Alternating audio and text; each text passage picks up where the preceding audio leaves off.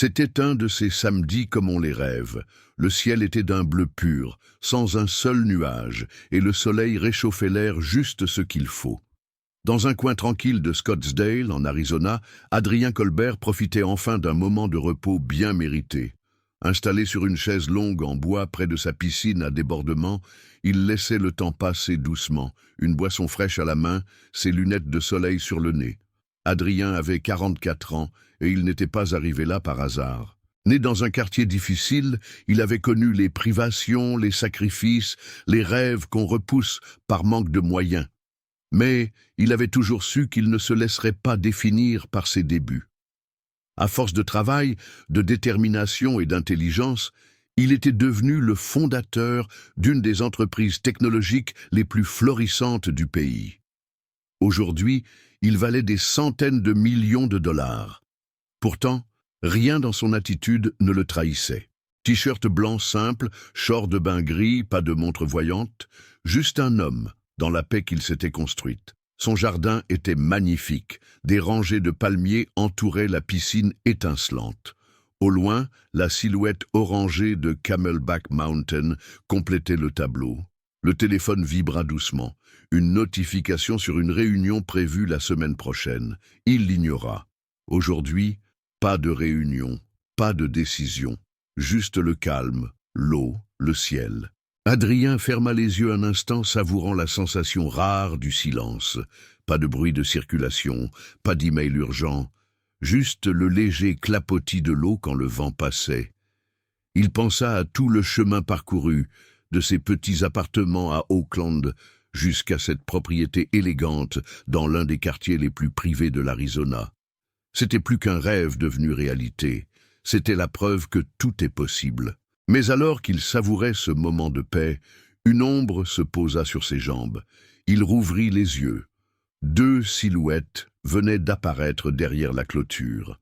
Ce qu'il pensait être un samedi parfait allait bientôt prendre une toute autre tournure. Au début, Adrien ne comprit pas tout de suite ce qui se passait. Il vit simplement deux personnes postées derrière sa clôture en fer forgé. Un homme et une femme. La cinquantaine bien passée. L'homme portait un short beige et un polo trop serré, les bras croisés, comme s'il montait la garde. La femme, chapeau de soleil sur la tête, se tenait droite, le regard dur, presque méfiant. Adrien abaissa légèrement ses lunettes de soleil. Il n'était ni surpris, ni inquiet. Il connaissait ce regard, ce ton, ce genre d'attitude qu'on croise trop souvent quand on ne correspond pas à ce que les autres attendent. L'homme prit la parole d'un ton sec. « Excusez-nous, mais on peut vous aider ?» Adrien sourit légèrement, sans agressivité. « Non merci, tout va très bien. » Il gardait un ton calme, presque amical. Mais la femme s'approcha davantage et posa ses mains sur les barreaux de la clôture. « Ici, c'est une propriété privée, » dit-elle d'une voix lente, comme si elle le mettait en garde. Adrien acquiesça tranquillement. « Oui, madame, je sais. C'est chez moi. » L'homme fronça les sourcils. « Et vous êtes qui, exactement ?» Adrien sentit une étincelle familière s'allumer en lui. Il posa son verre et se redressa lentement. « Qui je suis ? Eh bien, disons simplement que je profite de mon samedi chez moi. » La femme fronça les yeux, l'air de plus en plus soupçonneuse. « On ne vous a jamais vu ici. Ce quartier est très calme. Les gens ne débarquent pas comme ça. » Adrien se contenta de sourire doucement. « Vous avez raison. Personne ne passe ici par hasard, surtout derrière une clôture comme celle-ci. » Mais aucun d'eux ne rit. L'atmosphère devenait de plus en plus tendue. L'homme regardait tour à tour Adrien, la piscine et la maison, comme s'il cherchait une faille, une incohérence. « Vous n'avez toujours pas dit qui vous êtes exactement, » insista-t-il, la voix plus forte. Adrien inspira profondément. Il connaissait ce ton. Celui qu'on emploie dans les aéroports, dans certaines boutiques, dans les salles de réunion, quand on doute que vous puissiez être celui qui commande. « Je vous l'ai dit, » répondit-il posément. « Je suis chez moi, et je profite de ma journée. » Mais ce simple fait semblait difficile à croire pour eux. Après quelques secondes de silence tendu, les deux inconnus échangèrent un regard, comme s'ils venaient de se mettre d'accord sans parler. Puis, sans prévenir, l'homme sortit son téléphone et commença à composer un numéro. La femme, elle, restait là, plantée devant la grille, à fixer Adrien comme s'il allait se transformer sous ses yeux. Adrien ne bougea pas. Il s'était redressé, les pieds fermement posés au sol, le regard calme. Il savait déjà ce qui allait suivre. Ce n'était pas la première fois. Il reconnaissait ce genre de scène, ses doutes, cette envie de contrôle, ce refus d'accepter qu'un homme comme lui, noir, habillé simplement, détendu, puisse être le propriétaire d'une villa luxueuse dans un quartier fermé. Pas un mot déplacé n'avait été prononcé, mais tout était là. Le ton, l'attitude, l'insistance. L'homme s'éloigna légèrement de la clôture et parla rapidement à quelqu'un au téléphone. Adrien entendit des mots simples, courts mais chargés de sous-entendus. Oui, maison au bout de la rue. Oui, un individu. Il dit qu'il habite là. On ne l'a jamais vu. Possible intrusion.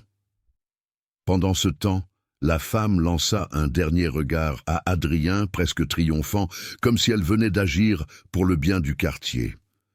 Elle tourna les talons et rejoignit l'homme, visiblement satisfaite. Adrien se rassit lentement sur sa chaise longue. Il ne ressentait ni peur ni colère, juste une tristesse familière, une fatigue qui n'a rien à voir avec le corps, mais avec l'âme, celle qu'on ressent quand on doit, encore une fois, justifier ce qu'on est. Il regarda le ciel. Le bleu était toujours aussi profond, mais il semblait moins lumineux maintenant. Quelques minutes plus tard, au loin, il entendit ce qu'il savait inévitable, le vrombissement sourd d'une voiture de police qui approchait. Il ferma les yeux un instant et soupira. Ce samedi, qui avait commencé dans la paix et le silence, allait bientôt se transformer en une leçon inattendue. Mais Adrien n'avait pas peur. Il savait qui il était. Et il savait aussi que parfois, pour être entendu, il faut laisser le monde venir à soi, même quand il vient avec des uniformes et des jugements. La voiture de police s'arrêta juste devant la maison. Adrien se leva calmement et marcha jusqu'au portail automatique. Il l'ouvrit sans se presser, le regard posé, la respiration stable. Deux agents sortirent du véhicule. L'un semblait jeune, l'autre plus expérimenté, le visage durci par les années.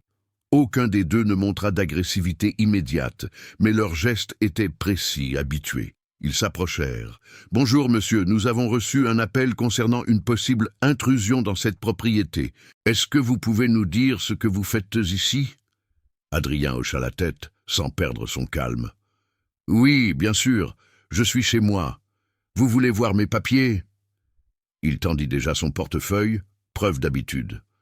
L'agent plus âgé le prit et vérifia. Pendant quelques secondes, seul le vent dans les palmiers faisait du bruit. Puis l'agent leva les yeux vers Adrien. « Monsieur Adrien Colbert, c'est bien votre nom ?» « Exactement. » L'agent rendit les papiers et son ton changea légèrement, moins froid, presque embarrassé. « Tout est en ordre. Désolé pour le dérangement. » Le plus jeune, lui, regardait autour, un peu surpris, presque troublé. Il n'avait sans doute pas imaginé cette scène. Un homme seul, en paix, dérangé pour avoir osé être là. « C'est votre maison ?» demanda-t-il, presque timidement. Adrien sourit doucement. « Oui, chaque centimètre. » Un silence s'installa. Puis les agents se retournèrent vers leur voiture. Pas d'excuses formelles. Pas de mots de trop non plus. Juste ce moment suspendu, où chacun savait ce qui s'était réellement passé, même sans le dire. Adrien resta debout un moment, regardant la voiture s'éloigner, puis referma le portail.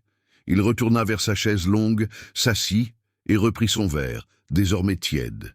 Il porta le liquide à ses lèvres, mais ne but pas. Il fixait la piscine. Sa réflexion était ailleurs. Ce jour n'était pas le premier à lui rappeler que même le succès, même la richesse, ne protège pas toujours de l'injustice. Mais il avait appris à transformer l'inconfort en force, à répondre à la peur par la dignité.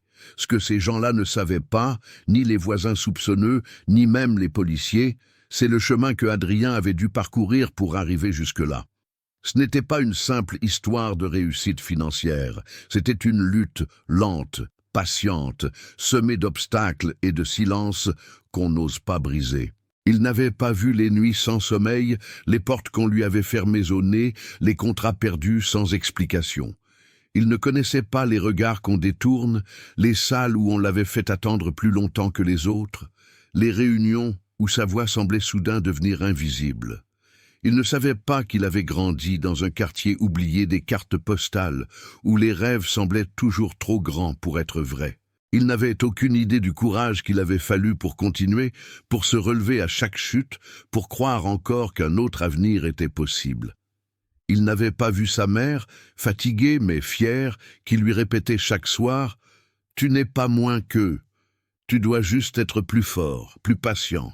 Il ne savait rien de ces années à l'université, où il était souvent le seul à ne pas se sentir à sa place, où il avait dû travailler 2 fois plus pour prouver qu'il méritait d'y être.